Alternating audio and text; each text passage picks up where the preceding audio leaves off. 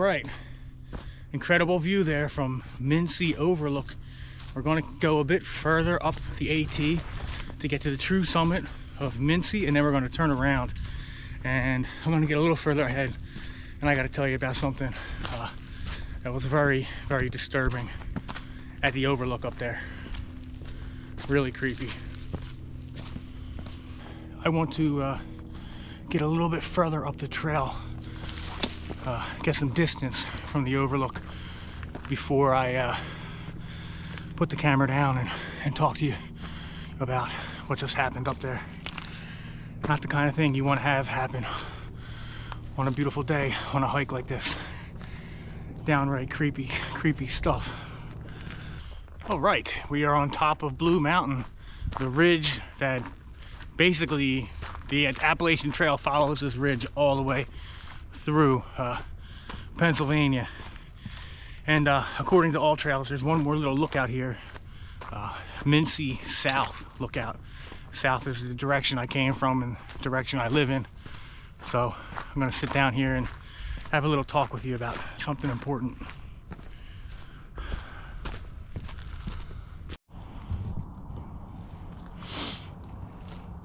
All right, guys, now I'm sitting here at the Mincy South Overlook, about a quarter mile past the main overlook, which should have been the highlight of this whole hike.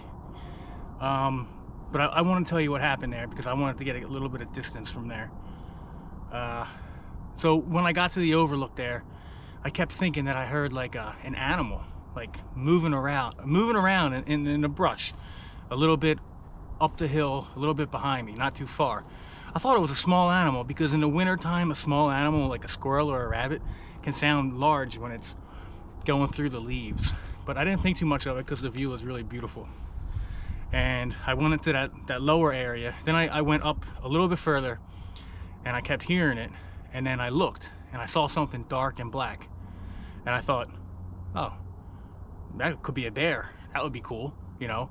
Weird to be seeing a bear in the daytime in early February, but the weather's been kind of weird. That would be awesome. And I'm looking and I start hearing like this music, like really like low bass, kind of like rhythmic, kind of creepy music. And I'm looking and there's this guy and he's like standing in a tree, all dressed in black like this. Okay, this was creepy as shit. Okay, I'm telling you this, I'm not making this up. Now I'm in the middle of filming my video. I got really unnerved by this, but I kept taking my couple of pictures. I didn't stay there as long as I wanted to, but I never like kept them, you know, I kept my eyes in the back of my head, if you know what I'm saying. I kept I look on them. Now I always carry this with me. It's just a 4-inch, you know, basic buck knife. It's got a sharp blade. I don't ever want to have to use anything like this, but I definitely was you know, keeping it ready. What do you do when you come across a really, really creepy person out in the woods? It's a good question. It's a tough question. First of all, trust your instincts, trust your judgment. If you get a bad vibe from someone, then trust that vibe. Try to get away from them. Try to know where they are and try to move away. Now maybe he was just a kid, like a weird kid, and he was just, that's his spot. It's kind of a weird spot because it's one of the most popular places on the trail.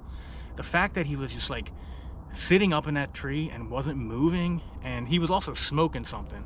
I could smell it. It had like a cherry flavor. I don't know if it was marijuana or tobacco or vape. But that's one of the creepiest things I've ever come across on a trail. Now here's the problem. I got to go back through there again to get back to my car. I don't know if he's still going to be there or not. In a way, I hope he is still there so I know where he's at, so I can just go past there and move along. But as the day's getting later here, a lot more people are going to start coming up the trail and coming to that overlook. That's the point of doing this hike.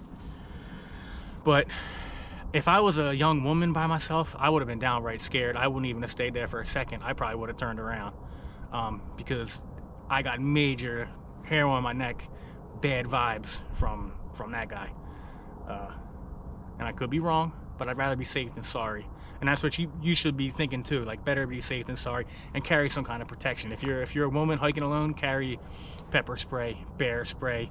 If you have a license to carry firearm, carry a firearm. You can carry in Pennsylvania. I don't know if you can carry in a national recreation area, because this is technically federal land, but in most Pennsylvania, like state forests, I think.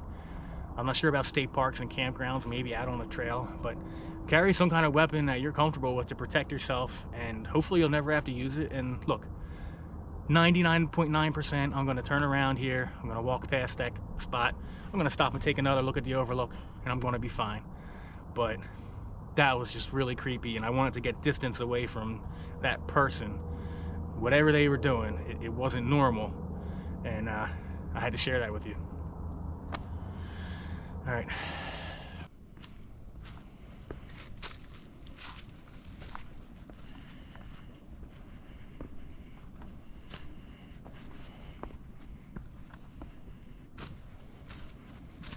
All right, we're approaching Mincy Overlook again, and keeping my eyes peeled for that strange fella. It's like, do I want to see him or do I not want to see him? Either one presents like an uncomfortable scenario. Hopefully there's some other people up at the overlook and you know, everything's fine. Find out.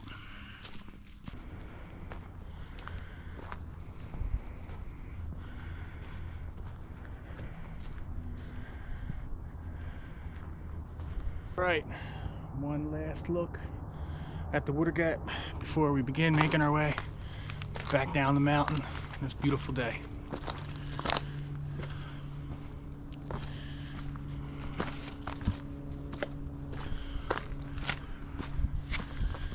All right, so I made it past the Mincy Overlook. There was a young fellow there with some binoculars. That guy dressed all in black, now he's like sleeping on the ground. I mean, it's only 30 degrees out. It was like 22 this morning. I don't know, something's not right. But at any rate, maybe the guy's just homeless, maybe he's mentally ill, maybe he's camping, I don't know. But I'm just glad to get past that point.